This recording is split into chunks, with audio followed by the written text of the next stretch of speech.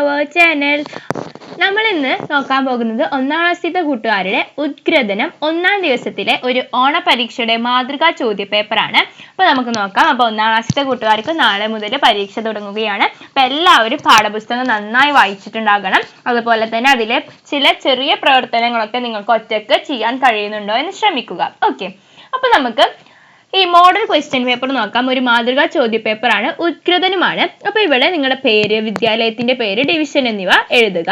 അതുപോലെ തന്നെ ഇവിടെ എന്താണ്, ഇവിടെ ആകെ എത്ര പ്രവർത്തനങ്ങളുണ്ട് എന്നിവിടെ കൊടുത്തിട്ടുണ്ട്.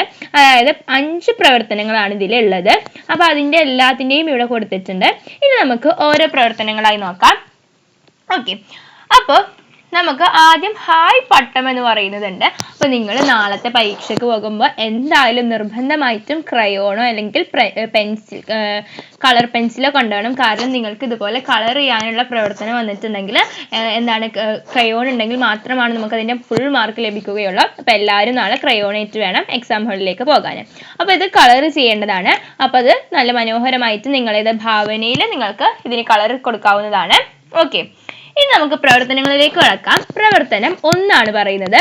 പ്രവർത്തനം 1 വായിക്കാം, വരച്ചു ചേർക്കാം എന്നതാണ്. അപ്പോൾ ഇവിടെ കുറച്ചൊരു പാട്ട് രീതിയിൽ കൊടുത്തിട്ടുണ്ട്. ഇത് നന്നായി വായിച്ചതിന് ശേഷം അതുമായി മനസ്സിലാക്കിയിട്ടുള്ളത് താഴെ വരച്ച് യോജിപ്പിക്കാനാണ് പറഞ്ഞിട്ടുള്ളത്. അപ്പോൾ നമുക്ക് വായിച്ചു നോക്കാം. അപ്പോൾ എന്താണ് ഇവിടെ പറയുന്നത്? പട്ടം പറന്നു, പാട്ടുപാടി, ലാ ലാ ലാ, പറവ പറന്നു, പറവ പാടി, തന തന തന താന, മഴ വന്നു, മഴ പാടി, ചറ ചറ ചറ പറ, ചറ പറ ചറ പറ. അപ്പൊ ഇങ്ങനെ കൊടുത്തിട്ടുണ്ട്. ഇനി ഇവിടെ വരച്ച് യോജിപ്പിക്കാനാണ് പറഞ്ഞിട്ടുള്ളത്.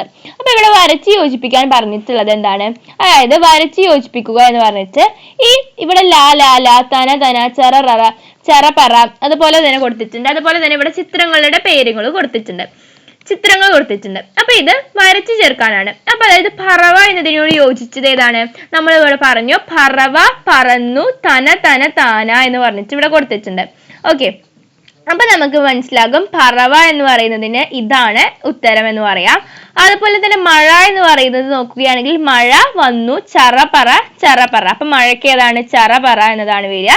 ദെൻ പട്ടത്തിന് ഏതാണ്? പട്ടം ലാ ലാ ലാലയാണ്. അപ്പൊ പട്ടം ഇങ്ങനെ. അപ്പൊ ഇങ്ങനെയാണ് ഇത് വരയ്ക്കേണ്ടത്. അപ്പൊ നിങ്ങളിത് വായിച്ചിട്ട് കൃത്യമായിട്ട് നിങ്ങൾക്ക് സ്വന്തമായി ചെയ്യാൻ കഴിയുന്നുണ്ടോ എന്ന് ശ്രമിക്കുക.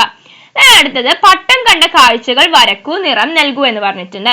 അപ്പൊ അതായത് നിങ്ങൾ ഇത് എഴുതല്ല വേണ്ടത്. ഞാനിവിടെ ജസ്റ്റ് നിങ്ങൾക്ക് മനസ്സിലാവാൻ വേണ്ടിയിട്ട് എഴുതിയതാണ്. നിങ്ങൾ ഇതിന് എന്താ കൊടുക്കേണ്ടത്? നിങ്ങൾ ഇവിടെ വരക്കുകയാണ്. അപ്പൊ നിങ്ങൾക്ക് എന്ത് വേണമെങ്കിലും നിങ്ങൾക്ക് നിങ്ങളായിട്ടുള്ള രീതിയിൽ വരക്കാം. മരം വരക്കാവുന്നതാണ്, അതുപോലെ തന്നെ വാഹനം, കുട്ടി, മരങ്ങൾ എന്നിവ ഒക്കെ വരക്കാം. അപ്പൊ നിങ്ങൾ ഇവിടെ വരച്ചിട്ട് നിറം നൽകാണ്. ഇതുപോലെ എഴുതല്ല വേണ്ടത്. നിങ്ങൾക്ക് ഇതൊക്കെ ഈ പറഞ്ഞ സാധനങ്ങളൊക്കെ നിങ്ങൾക്ക് ഇതിൽ വരക്കാവുന്നതാണ്. അതിന് വേണ്ടിയിട്ടാണ് ഞാനിവിടെ എഴുതി കൊടുത്തിട്ടുള്ളത്. അപ്പൊ അത് മനസ്സിലാക്കുക.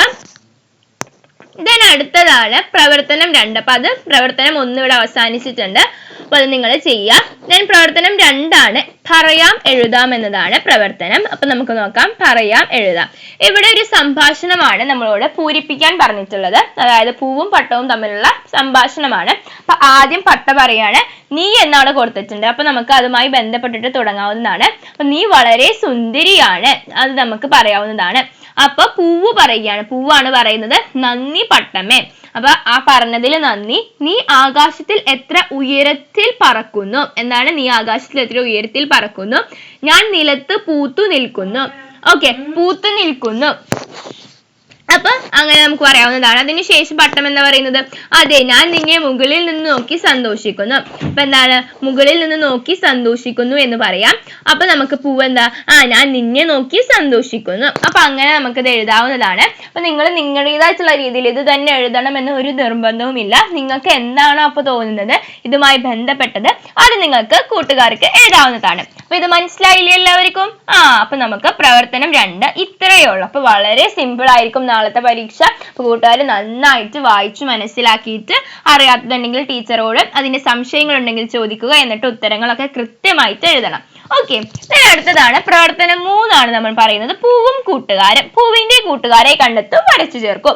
അപ്പൊ ഇവിടെ നമ്മൾ മനോഹരമായ പൂവ് കൊടുത്തിട്ടുണ്ട്. അപ്പൊ ഇതിന്റെ കൂട്ടുകാരെല്ലാമാണ് കോഴി, താറാവ്, പറവ ഇവയെല്ലാം കൂട്ടുകാരാണോ? അല്ല അല്ലെ? അപ്പൊ ഞാനിവിടെ കൊടുക്കുന്നുണ്ട്. ഇത് നമ്മുടെ പൂമ്പാറ്റ, അതുപോലെ തന്നെ വണ്ട്, ഇതൊക്കെ എന്താണ് അതിന്റെ വരച്ചു ചേർക്കാവുന്നതാണ്. അപ്പൊ നമുക്ക് ഇങ്ങനെ വരച്ചു ചേർക്കാവുന്നതാണ്.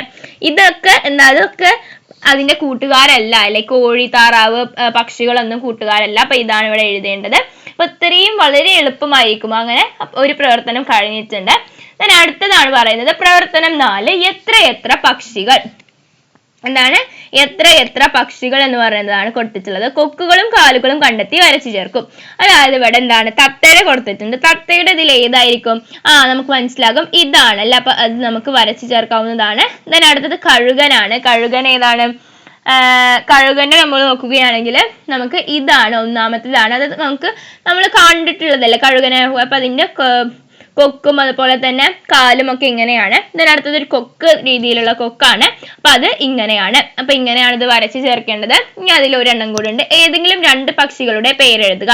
അപ്പൊ അതായത് നിങ്ങൾക്ക് ഇവിടെ 3 എണ്ണം കൊടുത്തിട്ടുണ്ട്. അപ്പൊ നിങ്ങളോട് ഏതെങ്കിലും ഒരു 2 എണ്ണത്തിന്റെ, അപ്പൊ നമുക്ക് തത്ത എന്ന് എഴുതാം, അതുപോലെ തന്നെ കഴുകൻ എന്ന് എഴുതാം, കഴുകൻ, അതുപോലെ കൊക്ക്. അപ്പൊ അങ്ങനെ നമുക്ക് എഴുതാവുന്നതാണ്. ഏതെങ്കിലും 2 എണ്ണം എഴുതിയാൽ മതി. അപ്പൊ 2 എണ്ണം എഴുതിയാൽ മതി. ഓക്കെ. അപ്പൊ നിങ്ങൾ ചോദ്യം വായിച്ചതിന് ശേഷം എഴുതാൻ നോക്കുക. then പ്രവർത്തനം 5 എന്താണ്? പട്ടത്തിന്റെ കാഴ്ചകളാണ്. ചിത്രം നോക്കി എഴുതും. അപ്പൊ ഈ ചിത്രത്തിൽ എന്താണ് കാണുന്നത്? അപ്പൊ കാണുന്നത് എന്താണോ അത് അവിടെ എഴുതിയാൽ മതി. അപ്പൊ നമുക്ക് ഇവിടെ എന്താണ്? സൂര്യൻ. അപ്പൊ സൂര്യൻ. അപ്പൊ നിങ്ങൾ എഴുതുന്നതൊക്കെ മനസ്സിലാക്കണം. അതായത് നിങ്ങൾക്ക് ചിലവർക്കൊക്കെ എഴുതാൻ അറിയുന്നുണ്ടാകും. അപ്പൊ നല്ല വൃത്തിയിൽ തന്നെ എഴുതാൻ ശ്രമിക്കുക. ഇതെന്താണ്? മരമാണ്. അപ്പൊ മരം. ഇതെന്താണ്? മഴയാണ്. അപ്പൊ മഴ. അടുത്തത് എന്താണ്? പൂവാണ് അല്ലെ. അപ്പൊ പൂവ്. ഇതെന്താ? പറവ. കുറെ എണ്ണുണ്ട്. അപ്പൊ പറവകൾ. ഓക്കെ. അപ്പൊ ഇങ്ങനെ എഴുതി ചേർക്കുക. അങ്ങനെ അത് കഴിഞ്ഞിട്ടുണ്ട്. അപ്പൊ ഇത്രയുമാണ് 5 പ്രവർത്തനമാണ് ഇന്റഗ്രേഷൻ അല്ലെങ്കിൽ ഉദ്ഗ്രഥനം ഡേ 1-ാം ദിവസത്തിൽ ഉണ്ടായിരുന്നത്. അപ്പൊ ഇത് നിങ്ങൾക്ക് മനസ്സിലായെന്ന് വിചാരിക്കുന്നു. അപ്പൊ ഇത് എളുപ്പമാണ്. അപ്പൊ നിങ്ങൾ ക്രയോൺ കൊണ്ടുപോകുക. അതുപോലെ തന്നെ ചോദ്യം വായിച്ച് മനസ്സിലാക്കിയതിന് ശേഷം മാത്രം ഉത്തരം എഴുതുക. പെട്ടെന്ന് ഉത്തരം എഴുതൊന്നും വേണ്ട.